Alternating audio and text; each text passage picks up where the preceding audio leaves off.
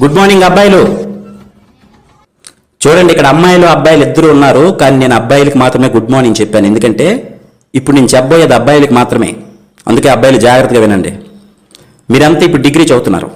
చూడండి, ఇక్కడ ఎంత బాగా చదువుకున్నా చివరికి ఏదైనా జాబ్ చేసుకుని సెటిల్ అవ్వకపోయినా అమ్మాయిలకు హౌస్ కీపింగ్ అనే జాబ్ ఉంది. అందుకే వాళ్ళు జాబ్ చేయకపోయినా వాళ్ళని ఎవరేమనరు. మరి అబ్బాయిలు తప్పకుండా ఏదో ఒక పని చేయాలి. అందుకే మీరే జాగ్రత్తగా వినండి. మనం మగాలుగా పుట్టాం. మగాడిగా పుట్టడం ఈజీనే, కానీ మగాడు అనిపించుకోవడం చాలా కష్టం నాయనా. ఒకసారి మగాడి జీవితాన్ని చూద్దామా? 5వ క్లాస్ లోపు అమ్మా నాన్న తప్ప మనకి ఇంకేం తెలియదు. 6వ క్లాస్ నుంచి 10th క్లాస్ వరకు కొత్తగా అన్నీ నేర్చుకుంటాం. పుస్తకాల్లోని పాఠాలన్నీ చదివేసి మనమే గొప్పోడుగా ఫీల్ అయ్యి అమ్మా నాన్నకి ఏం తెలియదు అనుకుంటాం. నాన్నకంటే నేనే తెలివైన వాడిని అనుకుంటాం. ఇంటర్ డిగ్రీలు మరి చెప్పాల్సిన అవసరం లేదు. కుర్రోలం అయిపోయాం. కాలేజీలో అటెండరు, స్వీపరు, వాచ్మెన్ ఇలాంటి వాళ్ళని చూస్తే చాలా చీప్గా కనిపిస్తారు మన కళ్ళకి. ఇలాంటి పనులు మనం చస్తే చేయమనుకుంటాం. జీతం లేదో పెద్ద పొడి చేస్తాం అనుకుంటాం. తీరా డిగ్రీ పూర్తి బయటకు వచ్చాక చేతిలో ఉద్యోగం లేక, సంపాదన లేక, బయటికి వెళ్ళి బ్రతకలేక సంపాదించడం ఎంత కష్టమో అప్పుడు తెలుసుకుంటాం. చిన్న ఉద్యోగం అయినా ఎంత విలువైందో అప్పుడు అర్థమవుతుంది.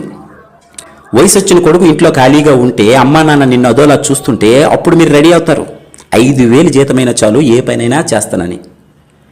ఆటో డ్రైవర్ గానో, కంపెనీలో హెల్పర్ గానో, సెక్యూరిటీ గార్డు గానో పనిచేస్తున్నప్పుడు అప్పుడు తెలుస్తుంది అటెండర్ ఉద్యోగం కంటే తక్కువ స్థానంలో ఉన్నానని. చూస్తూ ఉండగానే 30 ఏళ్ళు నిండిపోతాయి నీకు. పక్కన పెళ్ళాం, చేతిలో 2 పిల్లలు. సబ్బులు, పేస్టులు, పౌడర్లు, రేషను, ఇంటద్దె, కరెంటు బిల్లు, పాలు bill, cell phone recharge, school ఫీజులు, నెలకు గ్యాస్ బండ, ఇవే కాక వినాయక చవితి, దసరా, సంక్రాంతి, భోగి, దీపావళి, ఇలా సంవత్సరం అంతా ఏదో ఒక పండగ. అన్నిటికీ డబ్బు కావాలి. ఒక్కసారి వెనక్కి తిరిగి చూస్తే బాధ్యతల అగాధంలో పడిపోయి ఉంటావు.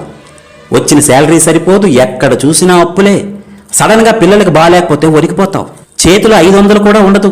జీతం రాగానే ఇస్తాను, 500 ఫోన్పే చేయరా అని క్లాస్మేట్ ఫ్రెండ్కి ఫోన్ చేస్తావు. డబ్బు సంపాదించడం ఎంత కష్టమో తెలుసుకుంటావు.